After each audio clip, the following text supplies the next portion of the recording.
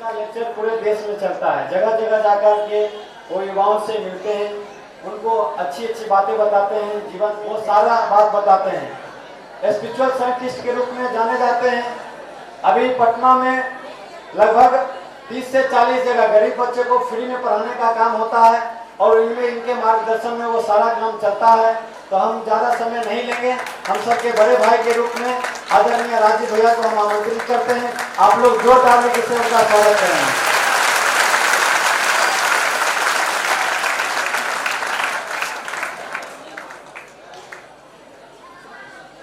कैसे हैं आप सब? बोले भारत माता के, भारत माता के। ऐसे ही शांत रहेंगे कुछ देर के लिए। आइए हम सब उस महामंत्र का एक बार पुनः उच्चारण करें, जो एक ऐसा मंत्र जो हमारे अंदर की जवानी को जगाती है, जो हमारे अंदर के सोए हुए आत्मविश्वास को जगाता है। इस महामंत्र का एक साथ एक स्वर में हम सब उच्चारण करें। आंखें बंद करें, कमर सीधा करें, मन को शांत करें।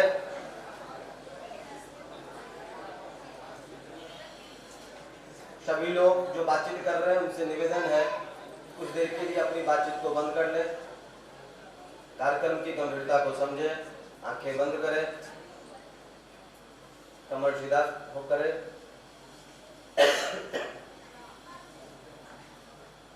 इस गायत्री शक्ति पीठ पर विराजमान मां गायत्री, परम पूज्य गुरुदेव परम वंदनीय माता जी की सूक्ष्म शक्ति, शिव भाव बड़ा वाहन के जिस उद्देश्य, जिस भाव के साथ ये कार्यक्रम में हम सब बैठे हैं, इस कार्यक्रम से हम सब युवा साथी अपने जीवन के लिए कोई सूत्र लेकर जाए, जो सूत्र हमारे जीवन में परिवर्तन लाए, हमारे जीवन में बदलाव लाए, हमारे जीवन में खुशियाँ लाए। उसी भाव के साथ गायत्री महामंत्र से हम सब गुरु सत्ता से आवाहन करेंगे।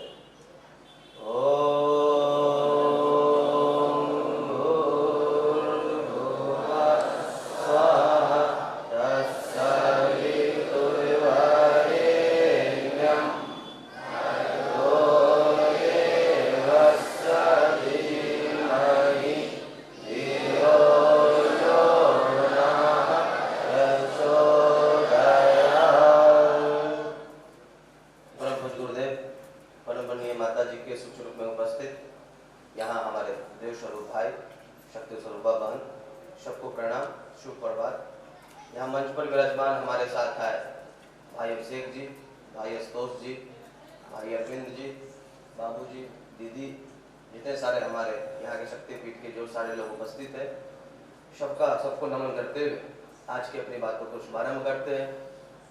मैंने शुरू में भी आया था, आज से 1 साल पहले भी इस तरह के कार्यक्रम में इस शक्तिपीठ पर आने का मौका मिला था। मैंने वहां भी जब अपने स्पीच को शुरू किया था तो मैंने एक बात कहा था कि ये धरती राष्ट्रकवि दिनकर की धरती है, जिस पर ऊर्जा की कमी नहीं है। लेकिन ऊर्जा तो सबके पास होता है, लेकिन अगर ऊर्जा का सही दिशा न हो तो ऊर्जा किसी काम का नहीं होता। आपके बीच ये मत समझिएगा कि हम पीला कपड़ा पहनकर आपके सामने खड़े हैं तो हम कोई संत महात्मा के श्रेणी में आते हैं। हम आपके जैसे युवा साथी हैं, आपके जैसे हमने भी पढ़ाने का मौका मिलता है, जिन जिन कॉलेजों में या जिन जिन विद्यार्थियों के बीच में जाने का मौका मिलता है। आज सौभाग्य है कि इस बेगूसराय के इस पावन भूमि पर आने का मौका मिला। तो इस भूमि को प्रणाम करते हुए, नमन वंदन करते हुए अपने कार्यक्रम की शुभारंभ करते हैं। सबसे पहले मन में आता होगा जब आपके पास यहाँ के कोई भाई पहुंचे होंगे और इस कार्यक्रम के बारे में बताए होंगे कि मोटिवेशनल सेमिनार है गायत्री मंदिर पर, तो आपके मन में एक प्रश्न जगा होगा कि ये गायत्री मंदिर पर मोटिवेशन क्या दिया जाता है। गायत्री मंदिर पर अगर कोई ये आपको बुलाता कि यज्ञ होने वाला है, दीप यज्ञ होने वाला है, कोई कर्मकांड होने वाला है, तो आप समझ सकते थे। लेकिन अगर आपके मन में कोई कहा होगा कि मोटिवेशनल कार्यक्रम होने वाला है, तो आपके मन में प्रश्नवाचक चिन्ह आया होगा कि ये क्या होता है मोटिवेशन। गायत्री शक्तिपीठ पर मोटिवेशन क्या होता है, किस तरह के मोटिवेशन होता है। आपके मन में अनेकों प्रश्न आए होंगे, हम यहाँ क्यों जाए, कार्यक्रम में क्यों आए। तो सबसे पहले तो इस बेगूसराय में इतने सैकड़ों लोगों की संख्या में आप निकल कर आए हैं, आप कहीं न कहीं सौभाग्यशाली हैं। आपका कहीं न कहीं सौभाग्य है कि क्या आप इस प्रांगण में आने का आपको मौका मिला है? तो अपने सौभाग्य को सराहते हुए मैं आपको एक कहानी बताता हूँ कि इस तरह के कार्यक्रम में क्यों जानी चाहिए और शक्तिपीठ के इस मोटिवेशनल सेमिनार में क्यों आना चाहिए। देखिए, हम सब इस युवा जीवन में एक सपना लेकर आगे बढ़ते हैं। हमारे जीवन का एक लक्ष्य होता है, एक मकसद होता है, लेकिन इस वातावरण में जो नकारात्मक लोग होते हैं, जो हमारे सपनों को बार बार दिग्भ्रमित करते हैं, हमारे सपनों को बार बार तोड़ते हैं, कमजोर करते हैं, उसी प्रकार का एक कहानी है कि इस कार्यक्रम में हम क्यों आएंगे। एक कार्यक्रम में क्या था कि एक चील का बच्चा एक जंगल में एक पेड़ के ऊपर रहा करते थे और बगल के गांव में एक मुर्गी और मुर्गी के बच्चे रहते थे। मैं इस कहानी के माध्यम से आपको बताने की कोशिश कर रहा हूँ, प्रयास कर रहा हूँ कि आप समझेंगे कि इस तरह के कार्यक्रम में मुझे क्यों जानी चाहिए, अध्यात्म से क्यों जोड़ना चाहिए। वो जो जंगल था जिसमें चील के बच्चे रहते थे, मुर्गी और मुर्गी के बच्चे उस जंगल में दाना चुगने जाते थे।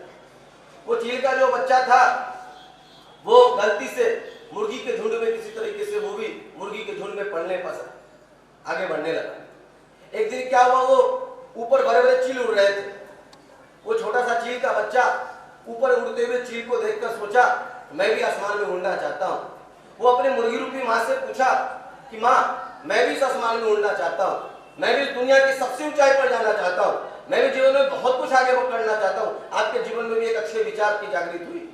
उस मुर्गी रूपी माँ को ये पता नहीं था कि चील का बच्चा या किसका बच्चा है। उसको ये भी नहीं पता था कि इसके अंदर क्षमताएं क्या है। उसने माँ थी, माँ ने ममता में कही बेटा तुम इस आसमान में नहीं उड़ सकते हो, इस आसमान में उड़ने की क्षमता मात्र एक का ही है, वो चील ही उड़ सकती है, तुम नहीं उड़ सकते हो। उस मुर्गी को ये पता नहीं था ये चील के अंदर कितनी क्षमताएं हैं, चील के बच्चे के अंदर कितनी क्षमता है। कुछ दिन बाद क्या हुआ, वो चील का बच्चा अकेले खेल रहा था, ऊपर बड़े बड़े आसमान में चील उड़ रहे थे। वो अपना भोजन समझकर वो उड़ते हुआ चील आया और दोनों पंजों से वो चील, छोटे से चील के बच्चे को लेकर आसमान में उड़ गया। जब आसमान में गया तो वो बड़े चील देखा, कर ये तो हमारी जाति का है, ये तो चील ही है, इसको तो उड़ना जानता होगा। उसको बीच आसमान में ही छोड़ दिया। जब बीच आसमान में छोड़ दिया, जो आज तक चील कभी उड़ा नहीं था, वो दोनों पंख मारने लगता है। परमात्मा ने जो उसकी प्रतिमाएं दिए थे पंख के रूप में, वो दोनों पंख मारने लगता है। और जब पंख मारने लगता है तो आसमान के सबसे ऊंचाई पर जाता है और वहां से एक वाक्य बोलता है, अपना मूल्य समझो और विश्वास करो तुम संसार के सबसे महत्वपूर्ण व्यक्ति।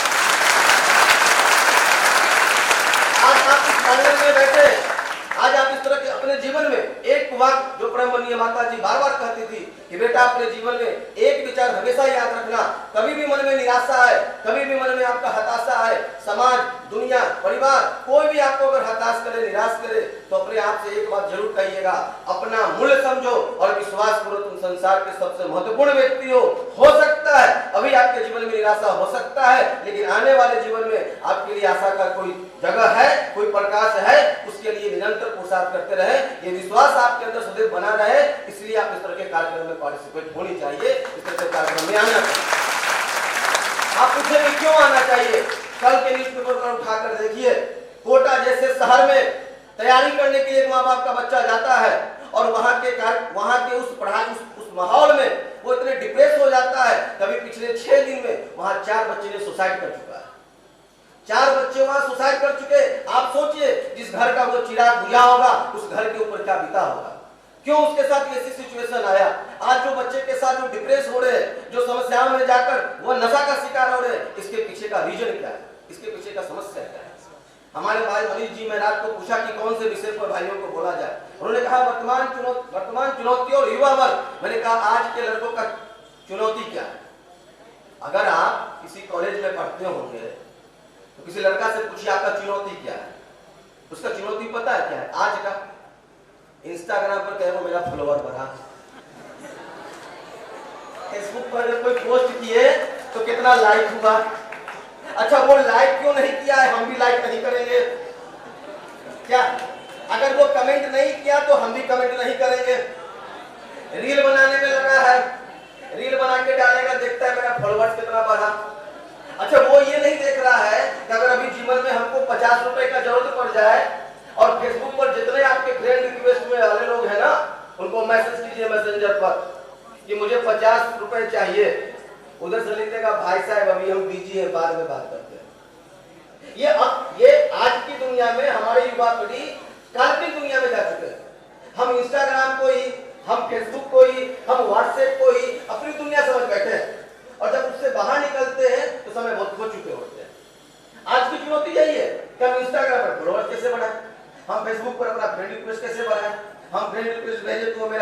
स्ट्राइक क्यों नहीं किया? एक लड़का का था, पटना की घटना बता रहे, एक लड़का आया, हमने उससे पूछा किस चीज की तैयारी करते हैं? वो बोला हम यहाँ पर आए हैं जेईई मेंस की तैयारी करने के लिए। बहुत अच्छी बात है, अच्छे कोचिंग में वो एडमिशन भी लिया था। मैंने उससे पूछा कि आपकी समस्या क्या है, बताइए किस लिए आए हैं? तो वो क्या बोलता है पता? वो लड़का बोलता है कि जेईई मेंस की तैयारी करने तो आए लेकिन नींद बहुत आता है। वो समस्या क्या बताया? नींद बहुत आता है, कम से कम 12-13 घंटा तो हम सोते हैं। तो हमने उसको हाथ जोड़कर कहा भैया चाहे तो आप सपना नहीं देखे हैं और नहीं तो आप बहुत कमजोर हो चुके हैं। अगर आपका सपना सच में है, डॉक्टर कलाम साहब का यहाँ तस्वीर लगा है, कलाम साहब बोलते हैं कि अगर हम जगकर जो सपनों को देखते हैं, सोते हुए जो सपनों को देखते हैं, वो सपना नहीं कहलाता। आंखें खोल कर अगर कोई सपनों को देखते हैं और अगर रियल में कोई अगर आपका सपना है तो सपनों को प्राप्त करने के लिए दुनिया की कोई शक्ति नहीं रोक सकती है और उस सपनों को आप जरूर प्राप्त करेंगे। और अगर आपको नींद आ रहा है, अगर आप निद्रा में हैं, आपको 12 घंटे की नींद आ रहा है, तो एक बार बैठिए और अपने आप के बारे में सोचिए, आत्मचिंतन करिए कि हमको नींद क्यों आ रहा है, सच में मेरा जेईई मेंस हमारा लक्ष्य है या कहीं और किसी चीज में हम समय बर्बाद कर रहे हैं। एक बार हम सबों को आत्ममूल्यांकन करने की आवश्यकता है। आप बेगूसराय के अनेकों लॉजों में रहकर तैयारी कर रहे होंगे, एक बार खुद के अंदर झांकिए, कभी अपने साथ बैठिए और अपने आप से प्रश्न कीजिए हम बेगूसराय में क्यों आए? पहली प्रश्न कीजिए कि वाट मुझे क्या करना है बेगूसराय में, क्यों आए, घर से निकलकर क्यों आए? अपने आप से वाट प्रश्न लगाइए, WHAT वाट, क्या करने आए हैं इस बेगूसराय में, क्या अचीव करने आए हैं? और फिर दूसरा प्रश्न कीजिएगा, जब इसका जवाब मिल जाएगा तो क्यों करने आए हैं, इस क्या को क्यों अचीव करने आए हैं? अगर इंजीनियर बनने आए हैं तो क्यों बनने आए हैं? डॉक्टर बनने आए हैं तो क्यों बनने आए हैं? रेलवे में जाना चाहते हैं, क्यों जाना चाहते हैं? अब आप पूछेंगे वाई का प्रश्न क्यों पूछेंगे अपने आप से, आपके मन में प्रश्न उठेगा। देखिए हम सब जितने लोग यहाँ बैठे हैं, हम सब इमोशन वाले इंसान हैं। कोई ऐसा व्यक्ति है जिसके अंदर कोई इमोशन नहीं है? सबके अंदर इमोशन है। अगर अभी हम आपके सामने एक पहलवान को खड़ा कर दे और हम कहें किस पहलवान से लड़ना है, आप लड़ेंगे? बेगूसराय का लोग इतना अमूल थोड़ी होता है, बिना फायदा का क्यों लड़ेंगे? नहीं लड़ेंगे ना। उसे लड़ने की आपके अंदर मन में कोई विचार जगा नहीं जगा। मैं आपको साइकोलॉजिकली बात कर रहा हूं।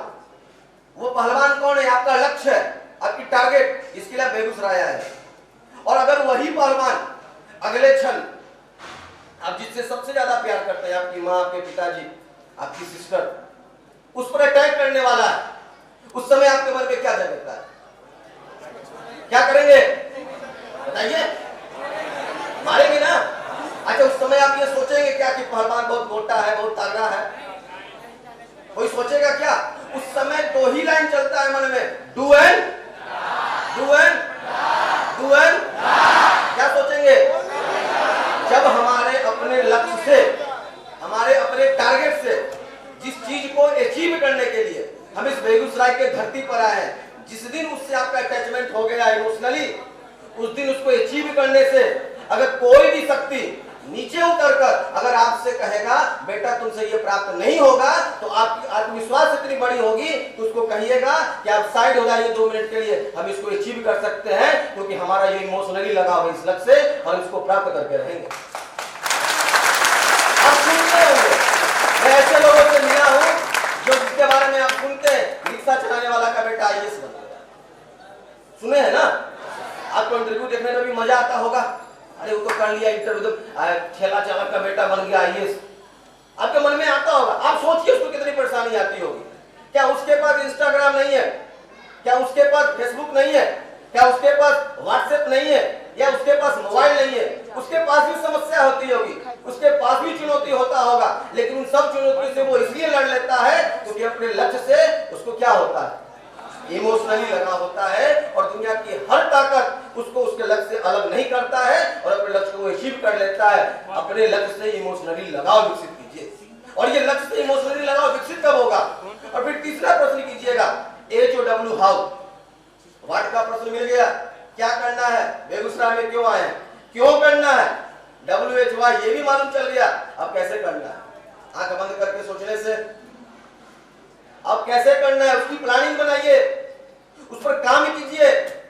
और अगर काम नहीं करते हैं, सिर्फ ये सोच कर बैठे हैं, मन में प्लानिंग है, कौन अचीव नहीं करना चाहता है, बेगूसराय में किसी ऐसे लड़के को बुला के ले आइए जो बेगूसराय में सिर्फ इस लॉज में सोने के लिए आया है। कोई होगा क्या?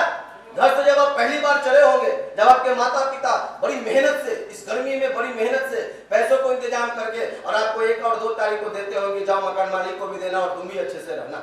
भले वो अपनी परेशानी में रहते होंगे, आपको अपनी परेशानी, उनकी परेशानी वो दिखाते भी नहीं अपने बच्चों को, लेकिन कभी सोचते हैं कि वो कितनी मेहनत से, कितनी पसीने बहाकर वो आपके लिए पैसे भेजते हैं। और उनकी आशा क्या होता है? उनका आशा एक ही होता है, हमारा बच्चा एक न एक दिन सफल जरूर होगा और हम जो आज परेशानी कर रहे हैं, जो आज कष्ट में है, वो कष्ट को दूर करेगा हमारा बच्चा। बेगूसराय में बैठकर तैयारी कर रहा है। क्या हम उनकी इमोशन को समझ पा रहे? अब अपने आप से प्रश्न पूछिएगा, झांक कर देखिएगा, क्या उनकी इमोशन को हम समझ पा रहे हैं? क्या हम ईमानदारी पूर्वक अपने समय को अपने लक्ष्य के लिए दे पा रहे हैं? आपके अंदर से एक प्रश्न आएगा, कहीं ना कहीं आप गलती कर रहे हैं, कहीं ना कहीं गलती कर रहे हैं। उन गलतियों को झांकिए, उन गलतियों को देखिए और अपने आप को आत्मचिंतन कीजिए कि हम इसको कैसे सुधार करेंगे। आप इस तरह के कार्यक्रम में बैठे, ज्ञान की कमी नहीं है, मोटिवेशन का कमी नहीं है। आप किसी भी यूट्यूब को खोल लीजिए, हजारों लाखों मोटिवेटर मिलेंगे जो आपको मोटिवेट कर लेंगे, लेकिन क्षमा कीजिएगा, मोटिवेशन इस कार्यक्रम में बैठ जाने मात्र से आपके जीवन में कोई बदलाव नहीं आने वाला है, कोई जीवन में बदलाव नहीं आने वाला है। एक कहानी मैं आपको सुनाता हूँ। गुरु गोविंद सिंह का नाम सुने? गुरु गोविंद सिंह का 2 शिष्य था, 2 शिष्य था। गुरु गोविंद सिंह का दोनों शिष्य सोचता था कि अरे जो भी आता है इनके पास सबके जीवन में बदलाव आ जाता है, हमारे जीवन में बदलाव क्यों नहीं आ रहा है? तो गुरु गोविंद सिंह को कहा गया, वो दोनों शिष्य गया और बोला, गुरुदेव मेरे अंदर बदलाव क्यों नहीं आ रहा है? हम गायत्री शक्ति पीठ भी जाते हैं, हम यूट्यूब पर मोटिवेशनल स्पीकर का सुनते भी हैं, अच्छे ज्ञान भी है हमारे पास, ज्ञान का कमी है, आज के युवा को ज्ञान का कमी है। उसको पूछिए, कोई टॉपिक छेड़ दीजिए, देखिए वो सारा टॉपिक पर आपको विश्लेषण कर देगा। आईपीएल के फाइनल में आज कौन जीतने वाला है, कौन कितना रन मारने वाला, पहले ही सोच के बैठा होगा, बैठा करके। ज्ञान की कमी नहीं है, ज्ञान टोटल है। गुरु गोविंद सिंह के उन दोनों शिष्य को भी ज्ञान पूरा था। गुरु गोविंद सिंह के पास गया, प्रश्न पूछा, महाराज जी हमारे अंदर परिवर्तन क्यों नहीं आ रहा है, चेंजिंग क्यों नहीं आ रहा है? तो गुरु गोविंद सिंह कहे, ऐसा करो, कल जब सुबह आओगे ना तो 2 ढक्कन तारी लेकर आना। तारी समझते हैं? तारी लेकर आना। दोनों शिष्य को समझा कि पता नहीं आज किस लिए तारी मंगा रहे हैं, पीते उते तो नहीं है, फिर मंगवाए किस लिए रहे हैं। तो दोनों शिष्य, गुरु का आज्ञा था, लेके गया डब्बा में। गुरु गोविंद सिंह ने कहा, ऐसा करो, इससे कुल्ली करो। वो तारी से दोनों शिष्य जो था वो कुल्ली किया। कुल्ली करने के बाद वो शिष्य जो था, गुरु गोविंद सिंह ने पूछा अपने शिष्य से, अच्छा ये बताओ नशा आया? दोनों शिष्य का नशा कैसे आएगा? पूछा क्यों? तो पूछा कि नशा कैसे आएगा महाराज जी, ये तो जब तक तारी कंठ से नीचे नहीं उतरेगा तो नशा कैसे आएगा? तो गुरु गोविंद सिंह ने मुस्कुराते हुए कहा कि बेटा, जब तक हमारा मोटिवेशनल विचार हमारे व्यवहार में नहीं उतरता है, हमारे आचरण में नहीं उतरता है, गला से नीचे नहीं जाता है, तब तक आपके जीवन में भी बदलाव नहीं आने वाला है। चाहे आप लाख सुन लीजिए, आपके जीवन में बदलाव नहीं आएगा। अच्छे विचारों को, स्वामी विवेकानंद ने कहा, किसी एक अच्छे विचारों को पकड़ो, उसको जीवन में उतारो, और जीवन में अगर उतर जाता है तो आपके लिए हर अच्छा विचार आपके जीवन में उतरते चला जाएगा। आप यहाँ से कोई एक उस अच्छे विचार को लेकर जाइए अपने जीवन में, और अपने जीवन में इसको, जीवन में निरंतर इसको उतारिए, और अपने जीवन में आप देखिए बदलाव क्या आता है। आप सोचेंगे कि अच्छा क्या कौन सा विचार लेकर जाएंगे यहाँ से। अच्छा आप सब यहाँ बैठे साइंस पढ़े होंगे, ये पंखा कैसे चल रहा है? बिजली से। अच्छा उसको कोई ऊर्जा मिल रहा होगा? अच्छा ऊर्जा तार काट दीजिए, पंखा चलेगा? मतलब जितने सारे लाइट बल्ब जो भी कर रहे हैं, हम लोग कितना रनिंग कर रहे हैं, हमको ऊर्जा चाहिए, एनर्जी चाहिए ना। एनर्जी ना हो तो हम क्या करते हैं, थक गए। या अगर ये पंखा का एनर्जी कम हो जाए तो ये पंखा कैसे चलेगा? धीरे धीरे हमारे अंदर से अगर एनर्जी कम हो जाए तो हम क्या हो जाते हैं, आलसी हो जाते हैं, निकम्मा हो जाते हैं, कोई काम के नहीं होते हैं। अगर जीवन में अगर आगे बढ़ना है तो हमारे अंदर क्या होनी चाहिए? एनर्जी चाहिए, ऊर्जा चाहिए। ऊर्जा कहां से आएगा? चावल खाने से, फल खाने से? अरे वो तो हमारा फिजिकल एनर्जी आएगा। और जीवन में क्या फिजिकल एनर्जी सब कुछ होता है? नहीं होता है। आज के इस वैज्ञानिक युग में आपके अंदर मानसिक ऊर्जा की आवश्यकता है। जिसके अंदर मानसिक ऊर्जा अगर मजबूत है तो उसकी फिजिकल अगर थोड़ा कम भी होगा तो अपने जीवन में हर लक्ष्य को प्राप्त कर सकता है। मानसिक ऊर्जा की आवश्यकता है। और ये मानसिक ऊर्जा कहां से लाएंगे? अब आप बताइए, मानसिक ऊर्जा कहां से प्राप्त कीजिएगा? अच्छा, सबसे बड़ा सोर्स ऑफ एनर्जी किससे प्राप्त होता है? तो हम सब भी क्या करते हैं, 20 मिनट की आंखें बंद करते हैं और आंखें बंद कर कर इस ब्रह्मांड की जो सबसे बड़ा सोर्स ऑफ एनर्जी है, जिसको आप सूर्य बोलते हैं, आंखें बंद करके उसी उगते हुए स्वर्णिम सूर्य का ध्यान करते हैं। वो सूर्य क्या है? आपके अंदर जो प्राण शक्ति है ना, प्राण ऊर्जा, उस सूर्य से हमारी कनेक्शन बढ़ता है। मैं आपको एक विद्यार्थी के स्टूडेंट होने के नाते बता रहा हूं, यहाँ एक मैग्नेटिक पावर होता है। जहां आप भगवान शंकर की तीसरा आंख बोलते हैं ना, वहां एक मैग्नेटिक पावर होता है। जब आंखें बंद करके आप गायत्री महामंत्र का मन ही मन रिपीटेशन करते हैं तो सूर्य की कॉस्मिक एनर्जी को हमारा ये मैग्नेटिक पावर उसको अट्रैक्ट करता है। इस ब्रह्मांड में फैले हुए कॉस्मिक एनर्जी उस ध्यान के माध्यम से, उस गायत्री महामंत्र के माध्यम से, वो गायत्री महामंत्र को हम अट्रैक्ट करते हैं। और जहां हम शिखा रखा करते हैं वहां एक डीसी न्यूरॉन्स होता है, जिससे हमारा न्यूरो हार्मोन्स का सिक्रेशन होता है और हमारे विल पावर को, हमारी कंसंट्रेशन पावर को, हमारे अंदर की विल पावर को बढ़ाता है और हमारे जीवन का आत्मबल और मनोबल बढ़ते चला जाता है। अगर कोई युवा साथी आत्मबल मनोबल संपन्न है, वो कभी अपने जीवन में हार ही नहीं सकता है। उसको जीवन की कोई चुनौती हरा ही नहीं सकती है। अगर जो सच में ध्यान करता है, मेडिटेशन करता है, वो सच में आपको, मैं अपनी एक सच्ची घटना बताऊं। हमारा एक मित्र है, गायत्री परिवार का, सच्ची घटना है, शक्तिपीठ पर बता रहे हैं। जब वो 10th में पढ़ता था ना, उसकी साइकिल ऐसी थी, ऐसी साइकिल थी, उसमें ताला वो नहीं मारता था, क्योंकि उसको कोई चोरी नहीं कर सकता था। ऐसा साइकिल था और उस साइकिल से वो हर जगह जाता था, कोचिंग जाता था। बड़े बड़े कोई कोचिंग में भी नहीं पढ़ा, साधारण टीचर से पढ़ा।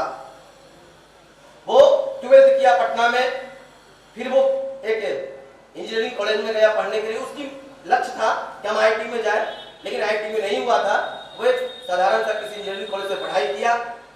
एमटेक में फिर वो आईटी चेन्नई से किया। और वो साधारण सा लड़का आज पिछले 1 साल पहले वो अमेरिका के शिकागो शहर में असिस्टेंट प्रोफेसर के तौर पर है। रूम रेंट पता है कितना देता है? वहां पर 2 लाख रुपए। जो जिसका साइकिल कमजोर था, जिसका साइकिल में ताला नहीं लगता था, वो आज रूम रेंट अमेरिका में दे रहा है 2 लाख रुपया। और अगर आप उससे पूछेंगे, हमारे युवा प्रकोष्ठ के चैनल पर डाला गया उसका अनुभव, वो कुछ दिन पहले उन्होंने अनुभव अपना दिया कि आज उस साइकिल से शिकागो तक का जो दूरी है, जो सफर है, अगर उसको मैंने प्राप्त किया है तो उसके पीछे का एक ही भाव है, गायत्री मंत्र मेडिटेशन, जो हमारे आत्मबल को कभी कमजोर नहीं होने दिया और मुझे निरंतर मेहनत पुरुषार्थ करते हुए इस शिकागो शहर में आने को दिवस कर। आप भी आज इस प्रांगण में बैठे हैं, हम आपको भाव बड़ा निवेदन कर जाएंगे कि इस युवा प्रकोष्ठ का हर संडे को एक साप्ताहिक गोष्ठी होती है। आप उसमें आइए, बैठिए। इस प्रांगण में न जाने करोड़ों गायत्री मंत्र हुए होंगे, उस सूक्ष्म वाइब्रेशन में आप यहाँ बैठिए, यहाँ बैठकर ध्यान कीजिए, मेडिटेशन कीजिए और अपने पढ़ाई को ईमानदारी पूर्वक सफल बनाइए। बस इन्हीं विचारों के साथ हम अपनी बातों को विराम देते हैं। जय हिंद, जय भारत।